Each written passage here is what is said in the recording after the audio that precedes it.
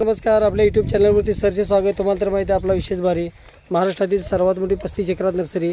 आजचं जे लोडिंग चाललंय हे श्री सूरज प्रताप पाटील ताकारी। आज दिनांक 18/1/2025 चा व्हिडिओ आपण पाहत आहोत। बुटकी लोटून जात आहे। लावल्यापासून आपल्याला 3 वर्षात फळधारणा चालू होते। खात्रीची रोपावर सल्ला मार्गदर्शन सर्व नियोजन शासनमान्य नर्सरी।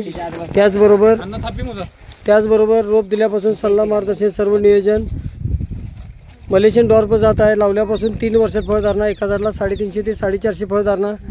नारळ पाण्यासाठी चालणारी जात। माझ्याकडे 2.5 वर्षे 3.5 वर्षे अशी वयानुसार रोपं मिळतात।